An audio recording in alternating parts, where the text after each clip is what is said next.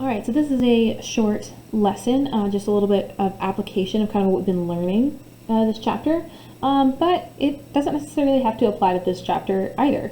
I think it's going to end up being something that we could have done even in chapter 1, but we'll talk about it now. We always need an application per chapter. So Markov chains. What we're going to do is this is going to feel just like what we did when we were looking at population migration matrices, which we did in chapter 1. So we are assuming that we have a finite number of states that a system could be in. Okay, so that could be the weather, that could be where something is, that could be an election, something like that. And it's going to be, we're going to have some kind of transition matrix here, and each of these entries is going to be the probability that the event was in state 1, and then it will continue to remain in state 1. Okay? And then this would be the probability that it was in state 1, but then changes to state 2. Okay, and we make this kind of transition matrix. It's all probabilities, and this is our the matrix we're going to use to multiply a vector by. So we're going to multiply by a vector called the state vector. That is the current probability state. So let's say that there's a 50% chance that it's sunny, a 20% chance that it's cloudy, and a 30% chance that it's already raining. That would be our current state vector.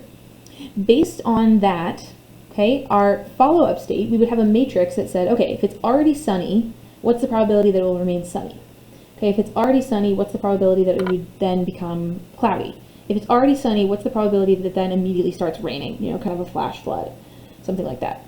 All right, so we're going to multiply the current probability state vector by the transition matrix, and that will give us the new probability state vector. What is the new probabilities that we would have? Okay, so we're assuming, number one, a couple of things. Okay, we are assuming that we can predict what the result will be based on the current probability and the preceding observations, and also that there is a finite number of states. Okay, so it has to be a finite. If there's an infinite possibility of what could happen next, this is not something that we could use. We need a finite number of columns and rows. Okay, so this could be used, again, I said here, for anything that has patterns. So weather, elections, migration, that kind of thing. So we'll go through a couple examples, and then we'll talk about what if I wanted to show what would be the state vector over time, the steady state vector. What if I multiplied a vector by the probability and it came out remaining the same? Okay, so that would be great for long-term trends. Kind of what are the long-term trends for our city? You know, what's the probability that someone will come in and out of the city or will live in the city? All right, so we have, let's talk about rental cars, something that is not being used right now. Okay, so if I talk about, you can rent cars from multiple places. Maybe we're at Enterprise, you see these commercials all the time. You could pick it up from the airport, you could pick it up from the downtown in the city, and we typed the valley here, but maybe we'll say the suburbs.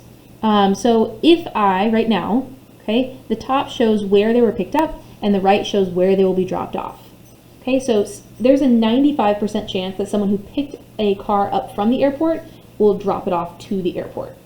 Okay, there is a 90% chance that someone who picked it up from downtown will return it to downtown. Okay, same for the suburbs. An important thing to note, though, is each of these columns has to add up to be 1, because there has to be, we're assuming, an 100% chance of people returning the cars somewhere. Okay, 100% chance of the next, like, there has to be a definite outcome in our observations. There has to be that if it started at this state, it will end up in one of these 3 states. There are no other options. So adding up each column, not each row, but each column should equal 1, 100%. Okay, and this information represents our migration matrix. So this, okay, I would multiply the current state of things by this matrix, and it would show me what would happen maybe after 1 day. Okay, so, also this is somewhere where columns of a matrix add up to be 1 is called a stochastic matrix, and there is an entire class on stochastic operations and matrices in college, so don't forget about that if you are on the math track. Okay, stochastic. So our initial state vector, meaning, okay, what is the initial fraction of things? Where are they right now? So let's say we know a lot of people need to rent a car at the airport. Some people might need to rent a car in the city. and less people need to rent a car in the suburbs. Maybe people in the suburbs already have cars, something like that. This is our initial state vector. Notice that we've notated it as x sub 0. Okay? And each of these probabilities are kind of based on a certain time period. This is, again, change over time. So we've defined this to be kind of after, for 1 day of rentals. Okay, so after 1 day, we get to x1, and we can find the probability that a car is in certain places, or how much of the cars are in certain places, by multiplying our initial state vector by the probability, the change matrix here, and this shows our new distribution of cars after 1 day. So notice that even though 95% of people return the cars who rented it from the airport, returning it to the airport, okay, because some of them don't, okay, we go down in the percentage of cars that is at the airport. Okay, these two are kind of equaling out. This one is actually increasing, so we might end up with more cars in the suburbs. And this is why we might want to find what we're going to find next, which is called a steady state vector. What's going to happen long term? Because then I need to figure out, do I need to do some extra services to redistribute the cars? Do I need random people, do I need to employ my employees to drive cars back to the airport or back to downtown? What is the long-term trend of where my cars are going to end up? And you could actually just use the same matrix because the matrix transformation doesn't change. The probabilities aren't changing. We can multiply that over and over and over again to kind of get a long-term trend. Okay, so let me flip to the other page. After many multiplications, here is after 49 days. Okay, but notice that if I multiply to 50 days, nothing changed up to 3 decimal places. So when you are multiplying a vector times the matrix, the transformation matrix, I call it M here, okay, and you get the same thing out, you've reached the steady state vector. This is the overall trend percentage of cars where they will end up. So after many, many repetitions of the same transformations, many, many days of us moving cars, okay, of people renting and then returning them to the different places, it looks like about 42% of the cars will end up at the airport, 28%, excuse me, no rounding, 28% will end up at, I think this was the city, and about 31% will end up in the suburbs. Okay, so if that's something that your business could deal with, then great, that's fine. This is a good trend for you. But maybe you need to think about redistributing your cars or changing where they've started off. Maybe I need to start off with a higher percentage somewhere. Okay, but again, when there is no change in the vector after it's been multiplied, you have reached the steady state vector. Okay. So let's do one more example. Let's talk about college donations, because you know that as soon as you enter college, they're going to start asking you for more money. That does not change. Just because you pay tuition does not mean you're not going to pay them more money for the rest of your life. So in the Alumni Hall, they have discovered that if a person donated this year, they are 80% likely to donate again next year. But if they did donate this year, they're also 20% likely then to not donate. Okay, and that's not stated in the problem. It just says that 80% of alumni who contributed to the annual fund 1 year will also contribute the next year. But knowing that the columns is the stochastic matrix again that we're making, the columns have to add up to be 1. Okay, so if 80% of people who donated this year donate again, then the other 20% must not donate. Okay, they also found that 30% of who did not contribute 1 year will contribute the next. So that means the other 70% of people who did not donate will also not donate again. Okay, remember I'm putting what happened this year or what's currently happening at the top, and then what will happen next on the side. So that ends up being my matrix. Okay, if I want to find the contributions of the first 5 years, okay, the easiest one to start with is assume that everybody contributed in the first year. Okay, the first year out of you graduated. And if you're trying to find an overall trend, you can kind of just start by assuming that everything is in one place and multiply as many times as you need until you get something consistent. So I chose that everybody donated, okay, the first year. Multiplying that by the transition matrix, make sure you're multiplying in the right direction. Okay, the column has to go on the right side. Order matters. It's not commutative.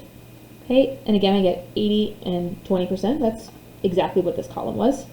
Okay, I multiply again, multiply again, multiply again, and after continuing to calculate many, many times, you can see that it starts to get to 60% of people will donate and 40% of people will not donate. Okay, and so you could use that as a business analytic to kind of think of how can I re-engage the people so that I can get higher percentages of people to donate, even if they did not donate maybe, okay, to increase the steady state factor. Okay, but again, if we're not given an initial state vector, assume that all of the probability, all of the percentage happened in one category. So I started by assuming that everyone did donate and nobody didn't donate. Okay, and it's kind of, because that helps us long-term look at our trends, no matter where you begin. Okay, so there has to be an easier way to calculate the steady state vector though, other than multiplying many, many times. So we're going to talk about how to find that steady state vector. And a little proof here, let me just explain it. So remember that the steady state vector is when you multiply a vector times the probability matrix, you get the same vector out, so there's no change. You can also write that as the probability matrix times the vector equals the identity times the vector. Now, here's where we get a little algebra. Okay, if I subtract them both to one side, I am making an equation, a homogeneous equation. Okay, and then matrix multiplication is associative, or excuse me, is distributive and associative. Okay, so if I factor out that x, as long as it stays on the same side, okay, I can actually say that this equation will turn into the probability matrix minus the identity matrix multiplied times the vector, okay, equals 0. And this, if I actually do that calculation, is a matrix times a vector equals 0. This is AX equals 0, which we are perfectly capable of solving through row reduction. Okay? Now, X, again, has to be a probability vector. It's the probability that things are in certain places. So the just like the probability matrix M, the sum of the entries of X should be equal to 1. And we'll see why that's important in a minute. So, okay, so let me rephrase. If it's a probability vector, it needs to be, especially for a practical problem, we need to have the entries sum up to 1 so that we can think about the entries of X being a percentage. So, but first we're just going to solve using a couple examples. So here's my probability matrix. If I want to find the steady state vector, I'm going to subtract the identity. Okay, that gives me this matrix. Notice that these two columns are linearly dependent, which means I'm going to get a free variable. Okay, so when I row reduce, I get a free variable here. I write that equation out, and I pick a nice number for X. My free variable, I picked 19, so that my steady state vector for this matrix was 26, 19. Okay. All right. Now, if I do the same thing here, okay, even bigger, I subtract M minus I get this matrix, and I row reduce. Okay, I get a free variable. I picked a nice free variable. I picked 12. Okay, and then I got 3, 4, 12. So that is the steady state vector for this matrix. But in a practical example, and here's where I wanted to make sure that we talked about X being a probability vector. Okay, so let's suppose that 3% of the population of the US, okay, which I think I said was 327 million, we looked it up last year maybe, okay, lives in the state of Washington. Cool, all right, and we're only going to focus on Washington. Suppose the migration of the population into and out of Washington state will be constant for many years, okay, according to these probabilities. So if somebody starts in Washington, there's a 90% chance that they will continue to stay living in Washington over 1 year. But there's a 10% chance that they will move to the rest of the United States, literally anywhere else other than Washington. Okay? Now, if you start in the rest of the United States, there's only a 1% chance that you will then, in 1 year, move to Washington. Okay? So again, eventually, long-term trends here, what percent of the total US population will eventually live in Washington? Okay, so we're looking for what percent. So I want to make sure that in the end, I'm given my answer as a percent, as a decimal. So here's my original matrix, here's my probability matrix. To find the steady state vector, because I'm looking for how much will eventually live, I subtract the identity matrix and I get here. I row reduce and I get this as my equation with x2 being free. So I chose, right now, I chose x2 to be 1, okay, easy enough, and then that made x1 0.1. But since I need this to be a percentage, okay, I need to represent each of these things as a percentage of a total.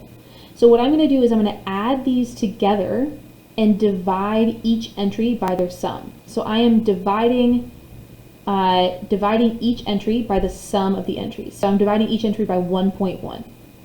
Okay, that way it's going to be a percent of kind of the total total amount. Okay, so I am saying I'm dividing this by 1.0, or excuse me, 1.1 and getting 0.09, dividing this by 1.1 and getting 0.91. So if I look at what was in my first row, what was in the second row up at the beginning, first row was Washington, second row was rest of the United States. So that means that 9% of people in the end, some long time from now, will end up living in Washington. Okay, 9% of the US population will end up living in Washington. The reason we didn't do that for the last two examples is I just asked for the steady state vector. Okay, I didn't ask for kind of what percent of the overall population or what percent of cars or what are the chances in the end that it will be raining. I just needed a vector that when multiplied by this matrix would give me the same vector out. So that's fine.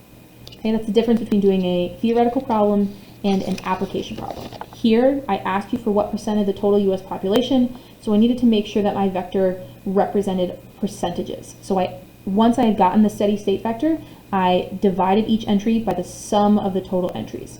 That way I would get a percent of the overall total. Okay, so 9% and 91%. But that's it. That's our application of Markov chains. Okay, so having a probability matrix showing change over time, and this change over time we are assuming to be constant again. It does not reflect a change in the probability after one kind of rotation. So we're not changing the probability matrix, but we are changing the current state vector that we would multiply by the matrix. Okay. All right, and I will post another example that someone was kind enough to make us last year that I think you will enjoy if you would like some more application practice.